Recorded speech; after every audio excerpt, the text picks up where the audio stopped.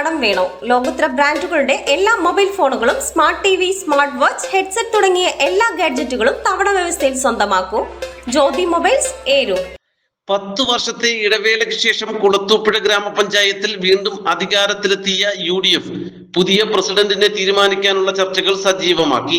ഇക്കുറി വനിതാ സംവരണമാണ് കുളത്തൂപ്പുഴ ഗ്രാമപഞ്ചായത്ത് പ്രസിഡന്റ് സ്ഥാനം. കോൺഗ്രസിലെ മുതിർന്ന നേതാവ് നെല്ലിമൂട് വാർഡിൽ നിന്നും വിജയിച്ച M സൈനബ ബീവി, 11 മൈൽ വാർഡിൽ നിന്നും മത്സരിച്ച് വിജയിച്ച S അനിലാദേവി എന്നിവരുടെ പേരുകളാണ് പ്രസിഡന്റ് സ്ഥാനത്തേക്ക് പരിഗണിക്കപ്പെടുന്നത്. ഇതിൽ സൈനബ ബീവിക്കായിരിക്കാം കൂടുതൽ സാധ്യത.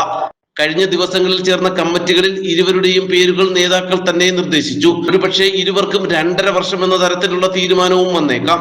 ബുധനാഴ്ചയോ വ്യാഴാഴ്ചയോ ഇത് സംബന്ധിച്ച അന്തിമ തീരുമാനമുണ്ടായേക്കാമെന്നാണ് സൂചന. അതേസമയം വൈസ് പ്രസിഡന്റ് സ്ഥാനത്തേക്ക് മുതിർന്ന അംഗമായ സാബു എബ്രഹാമിന്റെ പേരാണ് നിലവിൽ പരിഗണിക്കപ്പെടുന്നത്. ഇക്കാര്യത്തിൽ ഒരുപക്ഷെ ഘടകകക്ഷിയായ കേരള കോൺഗ്രസ് അവകാശവാദം ഉന്നയിച്ചേക്കാം.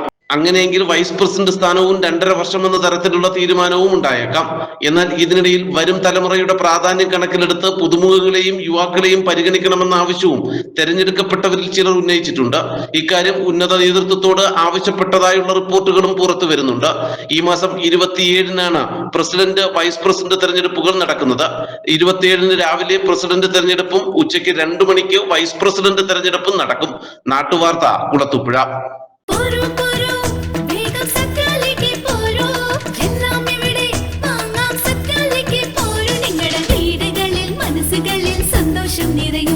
നിങ്ങളുടെ സത്യ ഇപ്പോൾ പുനലൂർ പോസ്റ്റ് ഓഫീസ് ജംഗ്ഷനിലും.